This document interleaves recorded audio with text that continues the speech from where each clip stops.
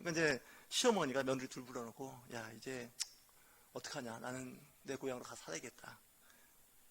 너네들도 정해라. 그냥 가능하면 나 따라오지 말고 나만 갈 테니까 여기서 그냥 살아라. 너희들 아직 젊고 아직 살 시간이 많으니까 여기서 재혼해서 애 낳고 잘 살아라. 이렇게 이제 얘기를 하는 건데, 큰 며느리는 돌아갑니다. 오르가죠.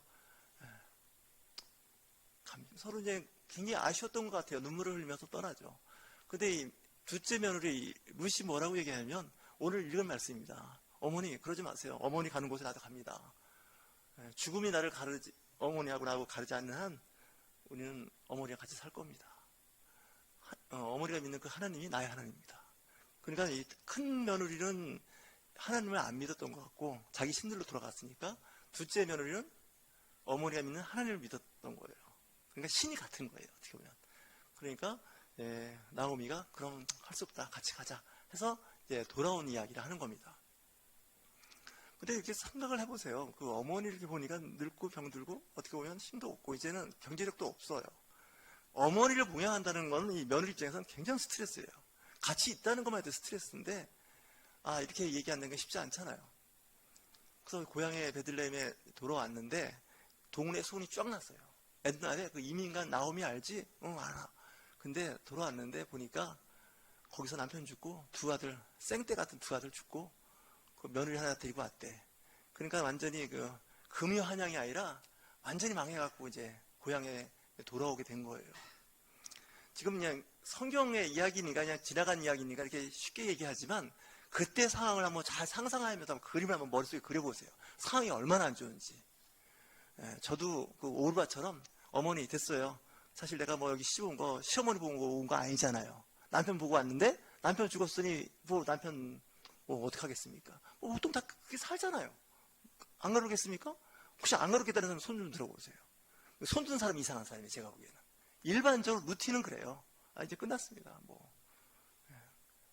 뭐 시집 와가지고 여러 가지 어려움 겪으면 그러잖아요. 내가 남편 보고 왔지, 내가 시댁 보고 왔냐고 막 그러면서 막 그게 불평불만하는 사람도 있는데, 이게 쉽지는 않습니다. 나는 그거 뭐 이해는 합니다. 뭐 그럴 수도 있다고 생각하는데, 이 신앙생활을 하던 사회생활을 하던 직장생활을 하던 이 선후배 관계에서 의리 따지기가 쉽지가 않습니다. 저도 그렇습니다. 제가 아는 목사님은 배신학교를 만들어갖고 배신당한 거에 대한 쓴뿌리를 말씀도 하시는데, 저는 가끔 그런 생각도 해요. 배신당한 것도 많지만 저도요, 배신을 더 많이 한 것 같아요.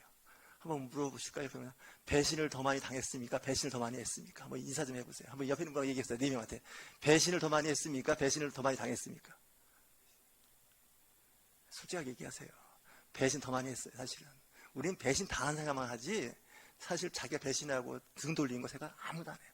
저도 어느 날 제가 평생 소원이 방바닥에서 누워가고 천장 쳐다보면서 빈둥거리면서 노는 게 평생 소원이었는데, 이 나이 때에도 그 꿈을 못 이루고 있어요. 그래서 이제 방바닥에 누워갖고 천장을 보면서 생각해봐요. 내가 배신을 더 많이 했나, 배신을 더 많이 당했나 했더니, 배신한 게요, 배신당한 것보다 몇 배가 아니라 수십 배 더 많은 것 같아요. 인생이 그렇더라고요, 솔직하게 얘기로. 그렇지 않습니까? 이 의리 따지고 뭐 신이 따지고 뭐 이런 거 따지다 보면 망해요, 사실은. 살 수가 없어요, 사실은. 그래서 어떤 때는 이제 다 이렇게 하는데, 뭐 더 이상 얘기할 수가 없어요, 이건 사실. 목사인 저도 부끄러워서 말할 수가 없는데, 어쨌든 오늘 이 루시라는 여자가 대단하다는 거예요. 희망이 없는 시어머니를 따라간다? 그리고 그 베들레헴에 있는 지역이 모압 사람들하고 사이가 무척 안 좋습니다. 그냥 안 좋은 게 아니라 무척 안 좋아요. 서로 저주하는 사람이에요.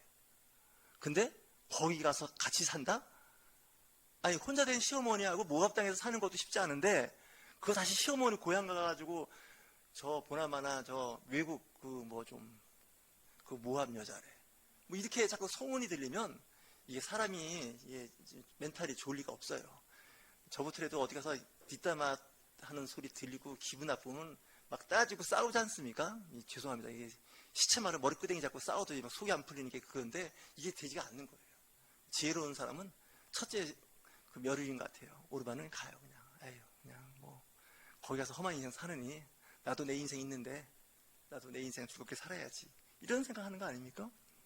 근데 이 고백을 누가 듣고 있냐면 하나님이 듣고 있다는 게 이제 중요한 거예요. 하나님이. 그래갖고 고향에 왔더니 이 루시란 여인이 멸시받고 천대받는 게 아니라 그 고향 사람들이 존중하더라는 거예요.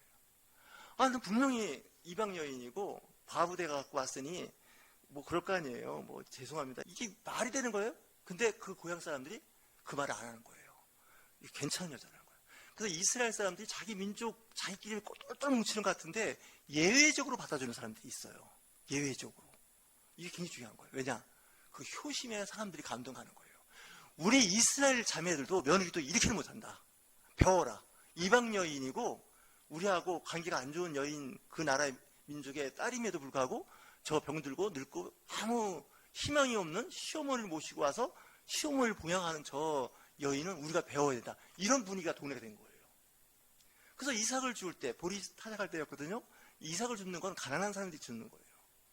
동네 사람이 도와주잖아요. 동네 사람들이. 그래서 우리 기독교인들도 좀 그랬으면 좋겠어요. 이 세상 사람들로부터 이 멸시천대를 받는 이유가 있어요. 근데 보면 이 멸시천대 받는 짓을 해요. 기독교인들이. 한국 기독교인들이 회개할 일이 많아요. 야, 기독교인이 우리 회사에 하나 들어왔대. 야, 환영해야 돼. 좋겠다. 이래야 되는데 기독교인 한 사람이 직장 들어오면 그 직장 분위기가 완전히 그냥 갑자기 긴장하기 시작해요. 이거 어떻게 하면 좋으냐. 이 기독교인 왔는데 큰일 났다. 이렇게 돼버리는 거예요. 집안도 마찬가지고. 그래서 이 기독교가 이게 진짜 빛과 소금의 역할을 못하면 그 모양이 돼요. 여러분, 로마가 기독교를 엄청 탄압했습니다. 예수 믿는다는 것 자체로 신분상에 각종 불이익을 많이 줬는데, 기독교가 공인되어 있는 4세기쯤 돼서는요, 이 아맘리에 기독교가 지하교회가 있었는데 굉장히 그 사회로부터 인정을 받기 시작했습니다. 물론 여전히 기독교는 박해의 대상이고 이단과 사입이고 사교입니다. 근데 나중에 로마 귀족들 사이에서 며느리를 얻을 때는 그 예수 믿는 그리스도인을 얻으라는 거예요. 불법이잖아요, 원래가. 그 당시 기독교를 탄압하고 핍박할 때인데. 근데 기독교를, 며느리를 받아주려는 거예요. 왜냐? 믿을 수 있다는 거예요.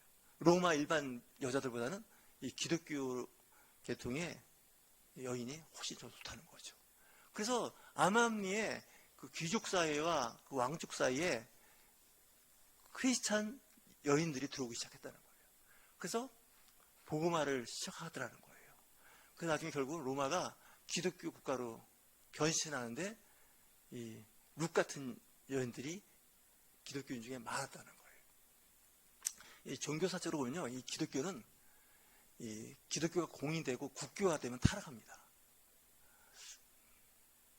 이 얘기 오늘 또 유튜브로 가면 또 뭐라는 삶인데, 대한민국이 모두가 기독교 국가 되기를 원하십니까? 그렇게 될 리도 없지만 되면 안 됩니다. 여러분들 복음 전하고 예수 믿어야 된다고 하는데, 제가 보기에는 기독교는요, 그날의 20% 이하가 좋습니다. 그래야 딱 사회가 안정적입니다. 제가 보니까 바닷물이 짠 이유가 부패하지 않습니까? 3에서 4% 소금 갖고 바닷물이 짠 겁니다. 기독교가 가장 건강한 게 약간 5%입니다. 그 나라, 그 공동체. 많아지면요, 이 기독교가 기득권이 되어버립니다. 보수화 되어버립니다. 그래서 기독교 국가가 시끄럽습니다. 그래서 제가 한번 조사를 해봤습니다. 위키피디아를 쫙 검색해봤더니 불교, 무슬림, 힌두, 뭐 천주, 기독교 다 똑같습니다. 90%가 넘는 그 종교가 그날에 90% 넘잖아요. 다 시끄럽습니다. 그리고 시끄러운 정도가 아니라 전쟁합니다. 그리고 이상한 일을 벌이기 시작합니다. 서로 좀 적당히 섞여 있어서 서로 견제도 하고 눈치도 보고 그래야 건강하지, 그냥 뭐 기독교 국가 대한민국 뭐 40% 됐다 60% 됐다 자랑할 거 없습니다. 그 이상한 인간들은 다 교회 다 들어오게 돼 있습니다. 우리 교회가 지금 부흥이 안에서 이제 굉장히 평안하지 않습니까? 이 부흥하면 좋을 것 같으죠? 제가 좋습니다. 부흥하면. 근데 이 안에 별일이 다 일어납니다. 그래서 가끔 큰 교회 목회하시는 분들 목사님 보면 존경합니다. 이게 보통 이게 악마 소굴이 아닌데 그 악마 소굴 수만 명, 수천 명 모아놓고 목회를 하시는 거 보면, 이야, 이거 정말 기적이다. 저는 못합니다, 그렇게. 전도하려고 할 때 저 목사 이상한 말 해갖고 전도 못하겠네, 뭐 이런 분도 계시겠지만, 이 적정선이 있습니다. 제가 보기엔 출석교인 100명 정도 전도가 딱 좋습니다. 조금 깎아줘서 한 70명 정도.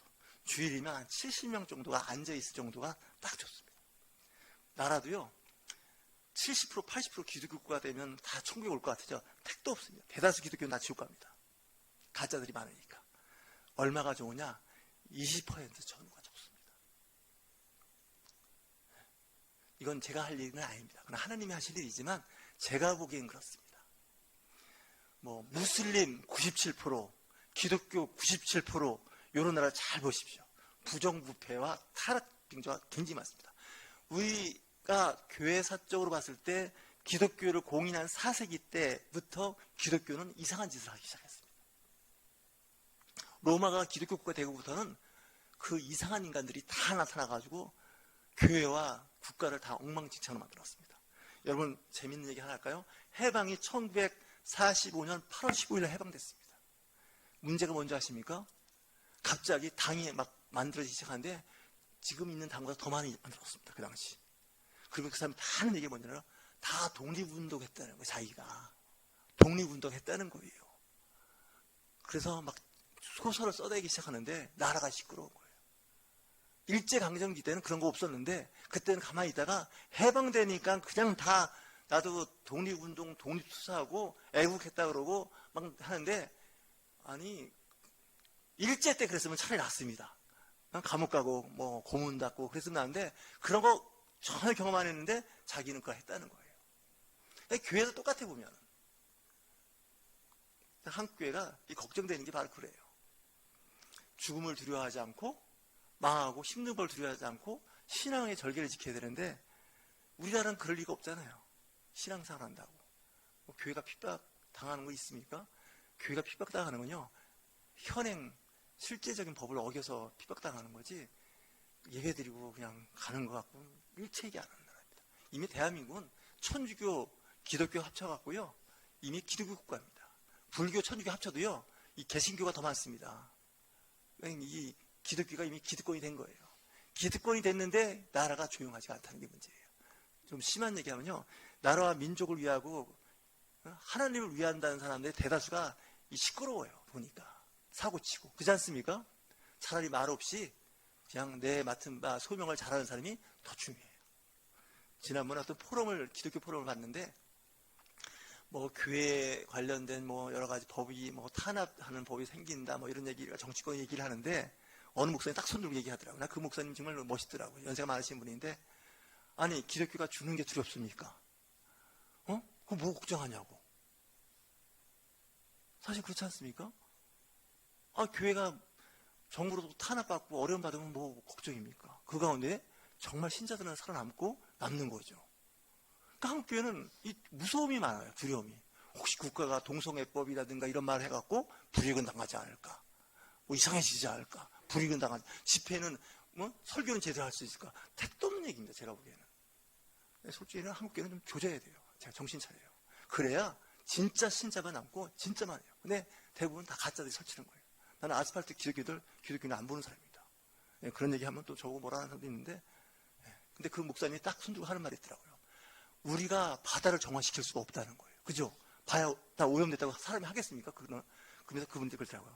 내 앞에 흐르는 또랑물이나 정화시키라고. 그 목사님의 말씀에 정말 은혜가 되더라고요.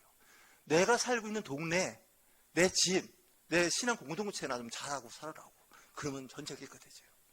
내 앞에 또랑은 시궁창물이 흐르고 있으면서 바다를 정화시키고 한강을 정화시키고 슬로건 내거는 사람들은요, 제가 보기에는 거의 정신질환자입니다. 그래서 내가 항상 신학교 가서도 하는 말이 있어요. 오직 예수, 오승 예수, 이런 얘기하는 걸 잘 살펴보라고. 이상한 인간들 의외로 많다고. 여러분들 정말 정신 차려야 됩니다. 내가 아까 얘기했지 않습니까? 지옥에 가면 의외로 목사가 많다는 거예요. 이름 되면 알만한 목사들이 많이 와 있다는 거예요. 저 같은 사람 지옥 가면 몰라요. 사람들이. 김포 시골에 있는 조그만 교회 뭐 목사 뭐 기억이나 하겠습니까? 존재감이 없어요. 저는 사실은. 근데 가면 보이는 사람이 있다는 거예요. 나 그런 말 들 때마다요, 소름 끼쳐요. 목사 안 됐으면 천국 가는 건데 이거 그냥 목사 돼갖고 말씀 잘못 전해갖고 지옥 가는 거 아닌가. 그렇지 않습니까? 이거 지금 정신 똑바로 차려야 돼요. 그래서 가끔 내가 믿는 하나님과 예수님과 성령님은요, 한번 의심해 봐야 돼요. 왜? 이거 내가 지금 잘하고 있냐는 거예요. 그래서 오히려 믿음 좋은 사람들이 사고치고 믿음이 좋다는 사람들이 이 일을 이상하게 만들 때가 있어요. 근데 중요한 건 본인이 못 깨닫더라는 거예요. 예수님이 그렇게 바리새인과 서기관들한테 정죄하고 뭐라고 그냥 듣기 싫은 소리 한 얘기가 그때나 지금이나 동일하게 적용되고 있어요. 지금도. 내 딴에 잘 믿어요. 내가 정말 주님을 위해서 얼마나 헌신했는데. 근데 하나님이 볼 때는 그거예요. 제발 그 헌신한다는 것 좀 하지 말라고. 나 정말 미치겠다고 너들 때문에. 창피해서 죽겠다고. 이렇게 나올 수 있잖아요. 하나님이. 예? 제가 한번 부서에서 이거만 끝낼게요. 사고를 크게 쳤어요. 부부가 가서 왜 그렇게 했냐면서 나 우리 과를 사랑해서 그랬습니다. 우리 과가 잘 되기 원해서 그랬더니 제발 그렇게 이제 하지 말아달래. 그분이 들어. 당신 속하는 그 과를 너무 사랑하지 말래. 그 사랑이 도가 지나쳐가고 스토커가 되는 수가 있잖아요. 그렇잖아요. 옛날에 연애할 때 그 진짜 집요하게 따라다니면 뭐 어떻게 했는지 모르겠어요. 요즘은 그렇게 하면요 스토커로 신고당합니다. 시대가 그렇게 됐습니다. 하나님이 거의 스토커 수준으로 지금 당하고 있는 거예요. 우리한테. 좀 오늘 설교 부작용이 심할 것 같긴 한데 좀 잘 보셔야 됩니다. 하나님이 그래요. 니들이 그렇게 열심히 안 해줘도 나는 나대로의 능력과 힘이 다 있다는 거예요. 할 수 있다는 거예요. 근데 니들이 그 열심히 그 열정이 나를 더 난처하게 만든다는 거예요. 회사도 그런 사람 있잖아요. 그 열심히 특심이 회사를 더 어렵게 해. 또 나라를 위한다고 그 애국자들이 하는 일들이 나라를 더 혼란스럽게 해. 더 힘들게 해. 내가 그래요. 나라가 걱정되면 나라는 잘 나가고 있으니 본인이나 잘 사시라고. 이런 얘기 잘해요. 국가 걱정하지 마시라고. 내가 보면 국가 잘 나가고 있다고. 당신과 당신이 속한 신앙 공동체와 가정이나 잘 놀보시라고. 맞지 않습니까? 뭐 남들 잘하라고 하지 말고 뭐 나라가 뭐 이것도 나라냐고 그러지 마시고 당신 집안이냐고 한번 물어보시라고. 그러니까 우리가 정말 똑바로 차려야 돼요. 그 열심과 특심이 거의 사기꾼 수준이에요. 그래 룻은 오늘 보세요. 고난을 선택하잖아요. 어려움을 선택하잖아요. 근데 한국에는 어려움과 고난을 선택 안 해요. 그건 네가 하고 나는 내가 원하는 바, 얻고자 하는 거 그걸 쟁취하겠다는 거예요. 이건 볼 것도 없이 사입이에요. 예수님 왜 십자가에 못 박아 돌아가셨어요? 십자가에 안 죽을 수 있는 분이에요. 그분이. 그 얘기하잖아요. 본인이 십자가에 달리기 전에. 내가 12군데도 더 되는 천사를 동원할 수 있다는 거예요. 내가 죽지 않으려고. 십자가에. 예수님은 그 가르침이에요. 근데 우리는 12군데도 더 되는 사람을 동원해서 내 원수를 죽이려고 하는 게 한국 기독교예요. 이러니까 교회가 빚을 못 내요. 어버이날이라고 했는데 제가 한번 문자 보냈는지 모르겠는데 낳아줘서 길러주고 잘 키웠는데 바라지 말라는 거예요. 이쪽 계신 분들만 얘기하면 될 것 같아. 자녀 키우고 기대하지 맙시다. 얘기해보세요. 자녀 낳고 기대지 맙시다. 기대고 계신 것 같아 보니까. 뭔가 그러니까 보상을 바라는 것 같아. 내가 너 진자리 마른 자리 다 갈아 끼고 이렇게 키웠는데 너 나한테 이럴 수 있냐? 이러지 마세요. 피차가래 그 얄팍한 모자 모녀 간에 관계만 더 나빠져요. 그냥 그걸 끝내는 거예요. 이쪽에 계신 분은 또 이렇게 해야 돼요. 부모님께 잘합시다. 목사가 이래서 지옥 가는 거예요. 여기서 이런 얘기하고 여기 가서 이런 얘기하고. 근데 잘 보셔야 돼요. 조합을 잘 맞추셔야 돼요. 이 기독교인들이 문제가 뭔지 아세요? 눈치가 없어요. 김찬영 그래야 안 그래요? 이 기독교인들이 눈치가 없어. 좀 센스라고 해요. 영어로. 이 센스가 있어야 돼. 어디 가든지. 그래야 절에 가서도 이 새우젓을 얻어먹는 거 아니에요. 눈치 없는 거는 기독교인인데 제가 늘 우리 아내한테 듣는 말이 있어요. 우리 딸 여기 없죠? 아빠 정말 눈치 없다고. 이 눈치 없는 목사 밑에서 같이 있는 분들이 대부분 똑같이 또 눈치가 없어 보니까. 말이 좀 이상하게 풀렸는데 그만할게요. 어버이 주일날 좀 집에서도 나가서도 좀 싸우지 마시고 예수 안 믿는다고 구박하고 그러지 마시고 잘 지내셔서 정말 하나님께 인정받는 그리스도인이 되실 주의로 축원합니다.